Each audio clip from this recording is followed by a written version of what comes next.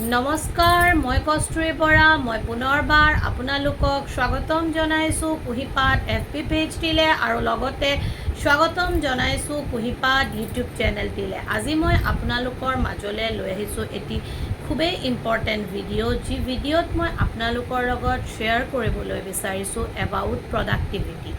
মই আগতেও কেইবাটাও ভিডিঅ' বনাই থৈছোঁ প্ৰডাক্টিভিটিৰ ওপৰত, কিন্তু কথা হৈছে যে আমি প্ৰডাক্টিভিটি বুলি কোৱাৰ লগে লগে যিখিনি কথা এতিয়ালৈকে জানিছোঁ, সেই কথাখিনিৰ মাজত কিমান শুদ্ধ কথা আমি প্ৰডাক্টিভিটিক লৈ ধাৰণা কৰিছোঁ, বা প্ৰডাক্টিভিটি বুলি কোৱাৰ লগে লগে আমি যিখিনি কথা জানিছোঁ বা বুজিছোঁ বা গম পাইছোঁ, সেইখিনি সকলোনে নে আৰু কিবা এনেকুৱা স্পেচিফিক মিথছ আছে যি মিথছখিনি আমি দূৰ কৰাৰ প্ৰয়োজনীয়তা আছে। সেয়ে আজি ভিডিঅ'টিত মই কিছু প্ৰডাক্টিভিটি সম্পৰ্কে থকা ভাইটেল মিথছ আপোনালোকৰ মাজলৈ লৈ আহিছোঁ। এতিয়া বহুত ক্ষেত্ৰত আমি কওঁ যে সপোন তেওঁলোকৰহে পূৰ্ণ হয় যাৰ সপোনত জান থাকে আৰু উৰিবৰ কাৰণে পাখিৰ প্ৰয়োজন নহয়, মাত্ৰ উৰিবৰ ইচ্ছা থাকিলেই হ'ল। এনেকুৱা কথাবোৰ শুনি আমাৰ খুব ভাল লাগে। বা আমি এইটো এটা মিথছ শুনো যে এটিটিউড যদি শুদ্ধ হয় তেন্তে এজন মানুহ প্ৰডাক্টিভ হৈ যায়।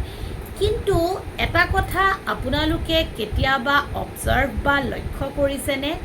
আমি বহুত ব্যক্তিয়ে বা আমি প্ৰতিজন ব্যক্তি বুলি ক'লেও ভুল নহয়, আমি দিনটোত যিকোনো ধৰণৰ কাম কৰিয়ে থাকোঁ, আমি ব্যস্ত দিনটোত হৈয়ে থাকোঁ, কিন্তু এণ্ড অফ দ্য ডে আমাৰ হাতত একো ৰিজাল্ট নাথাকে বা এণ্ড অফ দ্য ডে আমাৰ এচিভমেণ্ট একো নাথাকে।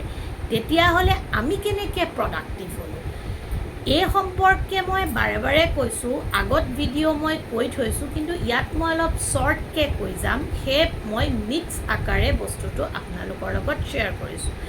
যদি এটিটিউড ভালেই হয়, যদি এটিটিউড শুদ্ধ হ'লেই এজন মানুহ প্ৰডাক্টিভ হয়, তেন্তে গোটেই দিনটোত যিকোনো কাম কৰি ব্যস্ত থকা এজন মানুহো প্ৰডাক্টিভ হ'ব পাৰে।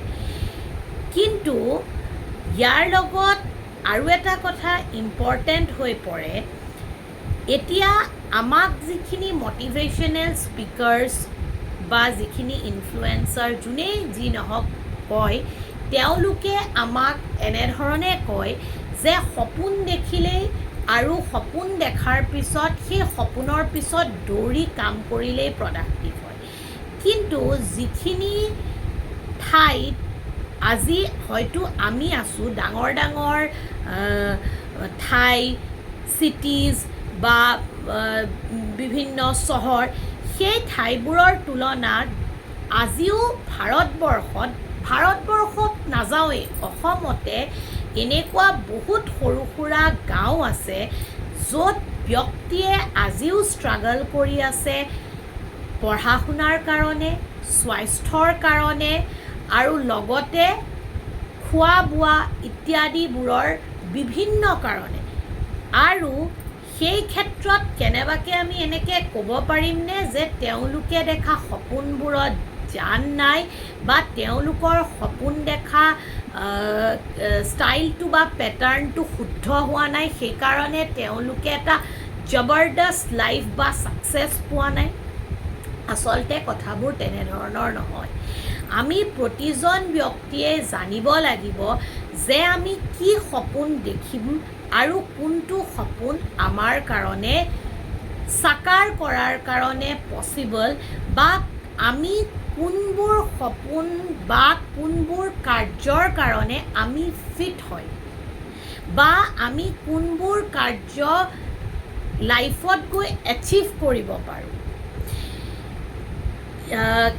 কাৰণ আমি আমাৰ এক্সট্ৰা সমৰ্থক দিলেও হয়তো আমি কেতিয়াবা সেই কাম কৰিব নোৱাৰিব পাৰোঁ বা আমাৰ দ্বাৰা সেই কাম নহয়।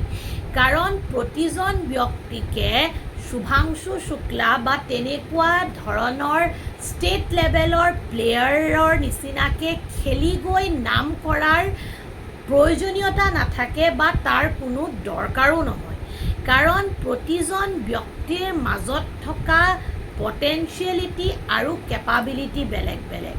মাত্ৰ আমি জানিব লাগিব যে আমি কোনটো সপোনৰ পিছত দৌৰিম বা আমাৰ কাৰণে কোনটো সপোন উপযোগী হ'ব, আৰু সেইটো নকৰি যদি আমি যি পাইছোঁ যেনেধৰণে পাইছোঁ যিটোকে ভাল লাগিছে তাৰ পিছতে দৌৰোঁ, আমাৰ কাৰণে সেইটো অসম্ভৱ হ'ব।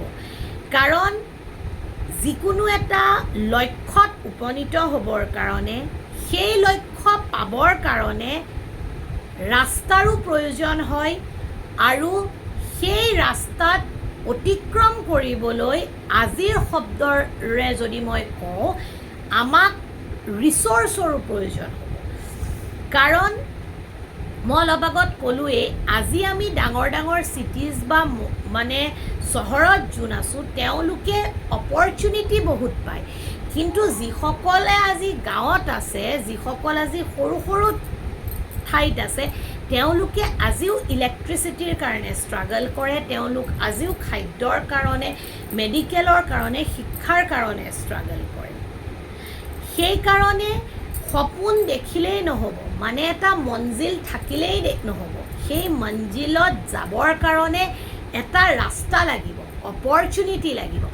অপৰচুনিটি থাকিলেও নহ'ব, আজিৰ সময়ত সেই অপৰচুনিটিত অতিক্ৰম কৰিবলৈ ৰিচৰ্চৰো প্ৰয়োজন হ'ব, আৰু সেই ৰিচৰ্চ পালেহে আমি গৈ সেই লক্ষ্যত গৈ উপনীত হ'ব পাৰিম। এই ক্ষেত্ৰত আৰু এটা প্ৰডাক্টিভিটিলৈ কোৱা ছেকেণ্ড মিথছ বুলি কওঁ, আমি বহু সময়ত ভাগৰুৱা হৈ যাওঁ। আমি আমাৰ ফেটিগ আৰু আমাৰ লেজিনেছক ছেইম বুলি ভাবোঁ। এলেহুৱা আৰু ভাগৰুৱা হোৱা দুটা বেলেগ বস্তু। কেতিয়াবা কেতিয়াবা আমি মানসিকভাৱে আৰু শাৰীৰিকভাৱে ভাগৰুৱা হৈ পৰোঁ, আৰু যদি আমি কণ্টিনিউ বা মেক্সিমাম অফ দ্য টাইম সেই ধৰণৰ ফেটিগ ফেচ কৰোঁ, তেন্তে এইটো এটা SOS ইণ্ডিকেশ্যন হয় যে আমাৰ শৰীৰত ভিটামিন ডি আৰু ভিটামিন 12ৰ অভাৱ হৈছে। এতিয়া সেই ভিটামিন ডি আৰু ভিটামিন 12ৰ ভাল মানে বেলেঞ্চে প্ৰডাকশ্যনে আমাক এনাৰ্জেটিক, এনথুচিয়াজিম আৰু আমাক আমাৰ মুডৰ ক্ষেত্ৰত খুব বেছি ভাল ৰিজাল্ট দিব। Moods like keep on and on, মানে আমাৰ মুড সদায় ভাল হৈ থাকিব, আমি খুব বেছি পজিটিভ অপটিমাছ ফিল কৰিম। কিন্তু আমি যদি ফেটিগ আৰু আমাৰ যদি লেজিনেছক একে কৰি দিওঁ, তেন্তে বা আমি নিজেও যেতিয়া সেইটোক একে কৰি দিওঁ, তেতিয়া বেলেগেও আমাক লেজি বুলিয়েই টেগ দিব বা টেবু এটা হ'ব, আৰু তেতিয়া কিন্তু কেতিয়াও আমি আমাৰ একচুৱেল প্ৰব্লেমটো কি কৰিব নোৱাৰিম, জানিব নোৱাৰিম। কাৰণ আজিৰ সময়ত মটিভেশ্যনেল স্পিকাৰ্ছ আৰু ইনফ্লুৱেঞ্চাৰসকলে আমাক বহুত ডাঙৰ ডাঙৰ মানুহৰ এক্সাম্পল দি মটিভেট কৰিব চেষ্টা কৰে।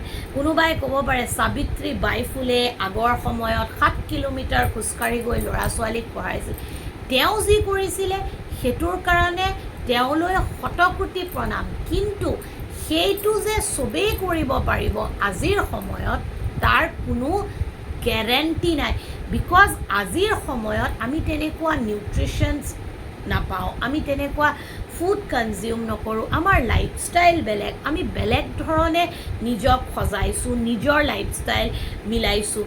ইয়াত বহুতে এইটোও আনিব পাৰে যে আমি লাইফষ্টাইল ঠিক কৰিব পাৰোঁ, কিন্তু আমি যদি চব সময়তে লাইফষ্টাইলেই ঠিক কৰোঁ, বাকীখিনি সময় আমি কি কৰিম? চ' যদি আমি খুব বেছি টায়াৰ্ড ফিল কৰিছোঁ মেণ্টেলি, ফিজিকেলি, চ' আমি প্ৰফেশ্যনেলৰ হেল্প ল'ব লাগিব, ডায়েটিচিয়ানৰ ওচৰত যাব লাগিব, আৰু মেণ্টেলি আমি যদি টায়াৰ্ড হৈছোঁ, তেন্তে আমি কাউন্সেলাৰৰ ওচৰত ডিছকাছ কৰিব লাগিব। ইয়াৰ পিছৰ মিথছ এবাউট প্ৰডাক্টিভিটি। বহুতে কয় বেলেগৰ অধীনত কাম কৰি কি লাভ?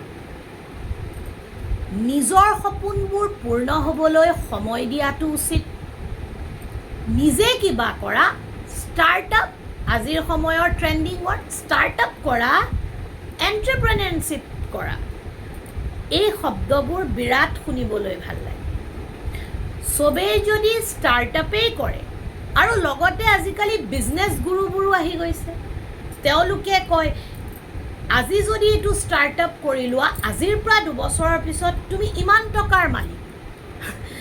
সকলো ষ্টাৰ্টআপ বিক্ৰী কৰি দিবা, তাৰপিছত তুমি কোটি কোটি টকা পাবা। মানে তুমি 35-40 বছৰৰ ভিতৰত ৰিটায়াৰ্ডো লৈ ল'ব পাৰিবা, লাইফ তোমাৰ একদম স্মুথ দৌৰিব, আৰু 40ৰ ভিতৰত তুমি 40ৰ এৱাৰ্ডটো পাই যাবা, আৰু তাৰপিছত তুমি খুব ধুনীয়াকৈ জীৱনটো উপভোগ কৰি থাকিবা। কিহৰ চিন্তা? চবেইটো ষ্টাৰ্টআপেই কৰে, চবেইটো আজিকালি এণ্টাৰপ্ৰেনাৰশ্বিপেই ষ্টাৰ্ট কৰে। চ' ইয়াত এটা কথা মই কওঁ আপোনালোকক, যদি সকলোৱে ষ্টাৰ্টআপেই কৰে, যদি সকলোৱে এণ্টাৰপ্ৰেনাৰশ্বিপেই কৰে, তেন্তে কাম কোনে কৰিব সেইবোৰত? সেই ষ্টাৰ্টআপটোক আগবঢ়াবই বা কোনে? সেই ষ্টাৰ্টআপ যিহৰে নকৰক, সেইটোক আগবঢ়াই এটা পৰ্যায়লৈকে নিবই বা কোনে? চ' সকলোৰে কাৰণে ষ্টাৰ্টআপ নহয় বা সকলোৰে কাৰণে ব্যৱসায়ো নহয়। আপুনি হয়তো খুব বেছি ভাল ৱৰ্কাৰ হ'ব পাৰে, হয়তো আপুনি এনেকুৱা এজন লেভেলৰ ৱৰ্কাৰ হ'ব পাৰে যাৰ অবিহনে সেই ষ্টাৰ্টআপটোৰ কোনো অৰ্থ নাই বা সেই কামটোৰ কোনো ভেলিউ নাই।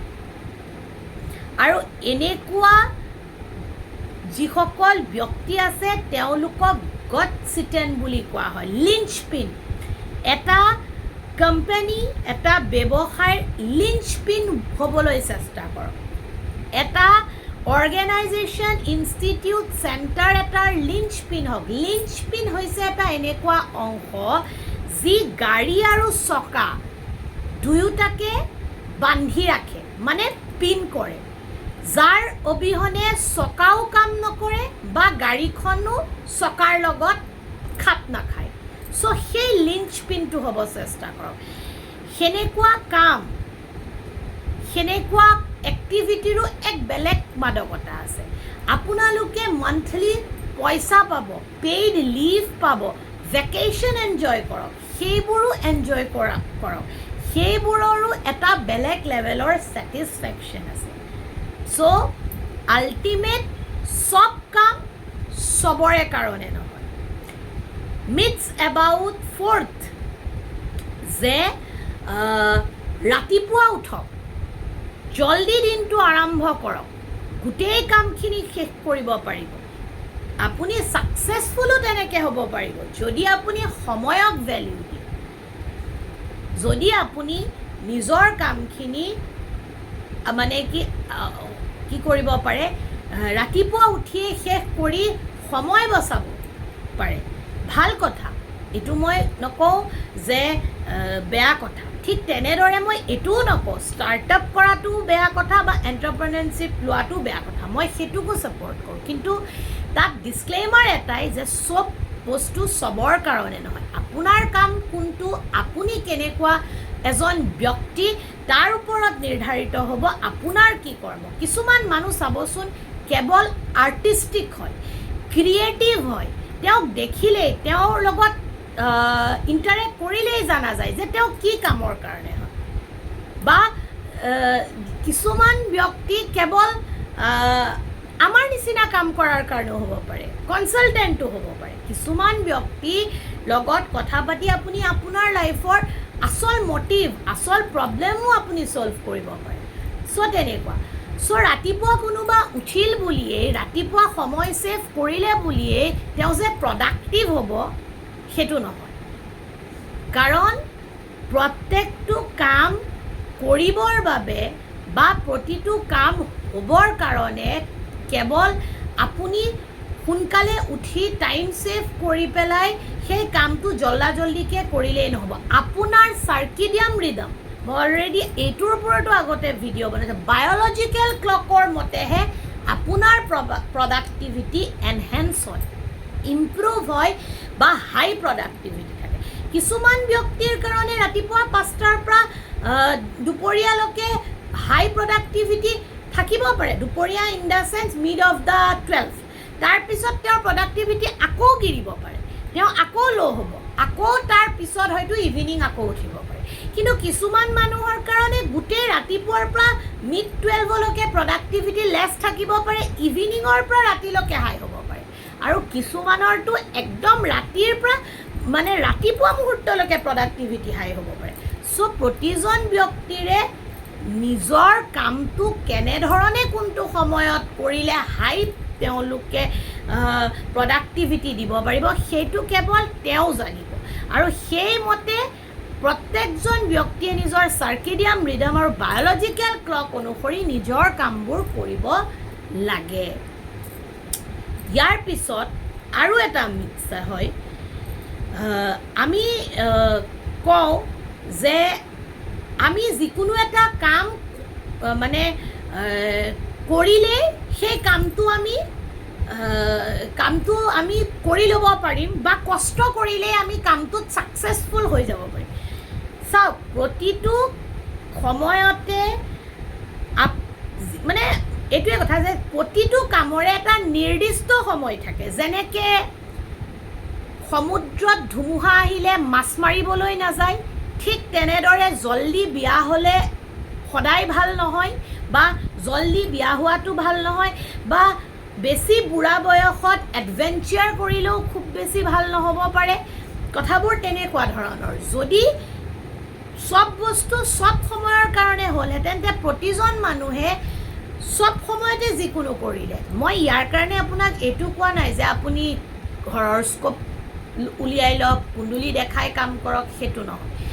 আপুনি কোনটো সময়ত কেনেকুৱা এটা কাম কৰিব সেইটো আপুনি আপোনাৰ নিজৰ কেপাবিলিটি, পটেঞ্চিয়েলিটি আৰু আপোনাৰ নিজে যিটো ছেল্ফ ইণ্ট্ৰস্পেকশ্যন কৰিব তাৰ ওপৰতহে ডিপেণ্ড কৰিব লাগিব। কাৰণ যদি চব কাম আপুনি একেলগেই কৰিব পাৰে, এটা সময়তে কৰিব পাৰে, মই প্ৰথমতেই কোৱাৰ নিচিনাকৈ কৈছোঁ, হয়তো আপুনি সেইটো সময়ত ভাল ৰিচোৰ্চ, অপৰচুনিটি আৰু হয়তো আপুনি ভাল ৰাস্তা সেই কামটো ফুলফিল কৰিবলৈ গৈ নেপাবও পাৰে।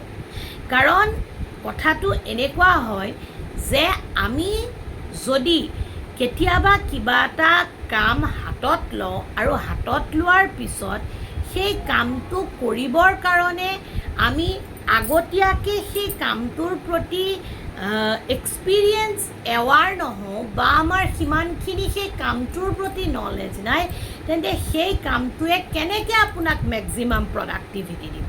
আৰু লগতে মই বাৰ বাৰ হাইলাইট কৰিছোঁ, ৰিচোৰ্চ, অপৰচুনিটি আৰু এটা ৰিয়েলিষ্টিক মঞ্জিল বা ডেষ্টিনেশ্যন বা গ'ল, লক্ষ্য থাকিবই লাগিব। এবাৰ আকবৰে নিজৰ দৰবাৰত মানে কথা পাতি আছিল, তেওঁ কৈ আছিল যে প্ৰতিজন মানুহে কষ্ট কৰিলেই ছাকচেছ হ'ব পাৰে। তেতিয়া বাকী সকলোৱে কৈছে সুবহান আল্লাহ, সুবহান আল্লাহ, যে আপুনি কিমান ভাল কথা কৈছে, আপুনি কিমান বুদ্ধিয়ক, এনেকৈ চবেই সহমত হৈছে। কিন্তু বীৰবলে একো কোৱা নাছিল। তাৰ পিছৰ দিনা বীৰবলে আকবৰক ক'লে যে ব'লক আমি ক'ৰবাৰ পৰা ফুৰি আহোঁ, এখন ধুনীয়া পাহাৰ আছে ওচৰত, পাহাৰখনত উঠি ফুৰি আহোঁ, আমি তাৰ পৰা ধুনীয়া ধুনীয়া দৃশ্য উপভোগ কৰিব পাৰিম। ঠিক তেনেদৰে বীৰবলে সকলোকে লৈ লগত গ'ল ফুৰিবলৈ, বাকী মানুহসকলৈ মানে খানা যোগাৰ নকৰাকৈ গ'ল বা তেওঁ নিজৰ লগত আৰু বেলেগ কাপোৰ কানি ইত্যাদিবোৰ সা সৰঞ্জাম নোলোৱাকৈ ফুৰিবলৈ গ'ল। পাহাৰ উঠি আছে, মানে এটা সময়ত চবৰে ভাগৰ লাগিছে, চবে এৰি দিছে পাহাৰ বগোৱাৰ পৰা। তো এটা সময়ত আকবৰেও কৈ দিছে যে আৰু নোৱাৰি, আৰু চাবলৈ যাবলৈ নোৱাৰি। তেতিয়া বীৰবলে আকবৰক কয় যে কি হ'ল, আপুনিতো কষ্টই কৰি আছে, কষ্ট কৰিলেতো চবেই চবৰ মঞ্জিলটো পাব। তেতিয়া আকবৰে কৈছে ভোকে পিয়াহে কষ্ট কৰি, অশান্তিৰে কষ্ট কৰি আমি কিবা এটা চাব কেনেকৈ পাৰিম বা কিবা এটা কেনেকৈ এচিভ কৰিব পাৰিম। তেতিয়া বীৰবলে কৈছে কথাটো সেইটোৱেই যে যদি আমাৰ লগত সিমানখিনি মানে পটেনচিয়েলিটি নাই, ৰিচোৰ্চ অপৰচুনিটিজ নাই, আমাৰ লগত যদি সিমানখিনি এৱাৰনেছ নাই, আমাৰ লগত সিমানখিনি যদি কিবা এটা কামক লৈ সিমানখিনি আমাৰ হেল্ডি প্লেনিংছ নাই, ছিষ্টেমছ নাই, তেন্তে আমি সেইটো কাম কেনেকৈ আমাৰ হ'ব পাৰে বা সেই ধুনীয়া বস্তুটো কেনেকৈ মানে আমাৰ হ'ব। আৰু শেষৰটো মিথছ হৈছে প্ৰডাক্টিভিটি লৈ। আমি দৌৰিব লাগে, আমিতো ইমান মটিভেশ্যনেল স্পীকাৰ্ছ ইনফ্লুৱেঞ্চাৰবোৰে কোৱা শুনি থাকোঁ আমি দৌৰিব লাগে। আমি মুঠতে যিকোনো উপায়েৰে দৌৰি ৰেষ্ট নোলোৱাকৈ আমি আমাৰ গ'ল এচিভ কৰিব লাগে। আমি এটা কথা জানো, আমি শুনি থাকোঁ দিল মাংগে মোৰ, কিন্তু আহিবলগীয়া অনাগত সময়ত মই আপোনালোকক এটা কথা কৈছোঁ, লেছ মাংগে মোৰ। আপুনি কিমান মানুহ পাইছে জৰুৰী নহয়, আপুনি কমেই কাম কৰক, কিন্তু সেই কামেৰে আপুনি কিমানজনক সাহস দিছে, সেই কামেৰে আপুনি কিমানজনৰ প্ৰব্লেম ছল্ভ কৰিছে, আপুনি কেনেকুৱা কাম কৰিছে। আপুনি লাগিলে কম সময়ে আপোনাৰ কামত দিয়ক, কিন্তু দিয়া সময়কণ ইমানেই প্ৰডাক্টিভ দিয়ক যে সেই টাইমত আপুনি বেলেগক কিবা এটা দিব পাৰিছে। আৰু ঠিক তেনেদৰে আমাৰ নিজৰ যিবোৰ ডিজায়াৰ্ছ আছে সেইবোৰো আমি যিমান থাকে সিমান দৌৰ, ঠিক আছে থকাটো ডাঙৰ কথা নহয়, কিন্তু তাৰ ভিতৰত কোনকেইটা আপোনাৰ প্ৰায়ৰ, কোনবা এটা আপোনাৰ কাৰণে কিমান ইম্পৰ্টেণ্ট, সেইটো বেছি আমাৰ কাৰণে জৰুৰী। চ' লেছ মাংগে মোৰ। যিমানখিনি আমাৰ সাধ্য, আমাৰ যিমানখিনি সমৰ্থ, আমাৰ যিমানখিনি প্ৰয়োজন বা আমি যিমানলৈকে পাৰোঁ আৰু আমি যেতিয়া পাৰোঁ আৰু আমাৰ লগত যেতিয়া এনাফ সেই টাইমটোৰ লগত খাপ খোৱা পৰাকৈ আমাৰ নিজৰ কনফিডেঞ্চ আহিব, তেতিয়া আমি সেই কামটোত হাত দিব লাগিব। না কি আমি গোটেই বস্তুৰ প্ৰতি দৌৰি ৰেষ্টলেছ হৈ নিজকে টায়াৰ্ড ফেটিগ কৰি বা আমি নিজকে এটা নিজেই প্ৰেছাৰত, আণ্ডাৰ প্ৰেছাৰত ৰাখি, ষ্ট্ৰেছ এংজাইটিত ৰাখি সিমানখিনিলৈকে আমি ৰেচত ভাগ ল'ব লাগে। আশা কৰোঁ আপোনালোকে মোৰ এই ভিডিঅ'টিত মই যিখিনি বুজাব বিচাৰিছোঁ সেইখিনি আপোনালোকে বুজি পাইছে, আৰু মই আশাবাদী যে আপোনালোকে ইনফৰ্মেশ্যনখিনি আপোনালোকৰ জীৱনতো ল'ব পাৰিব, আৰু আজিৰ পিছত প্ৰডাক্টিভিটিৰ ওপৰত আপোনালোকৰ কনচেপ্টটো আৰু বেছিকৈ ক্লিয়াৰ হ'ব। আজিলৈ আহিছোঁ পুনৰ এটি নতুন ভিডিঅ'ৰ সৈতে আপোনালোকৰ ওপৰত প্ৰতিশ্ৰুতিৰে। আপোনালোক সুস্থ থাকক, সবল থাকক, সুখী থাকক, হাঁহি থাকক, সম্পৰ্কবোৰ মধুৰ আৰু সম্পৰ্কৰ মাজৰে নাজৰিডাল মজবুতকৈ বান্ধি ৰখাৰ প্ৰয়াস কৰি গৈ থাকক। Thank you so very much giving your valuable time to watch my video. Har Har Mahadev.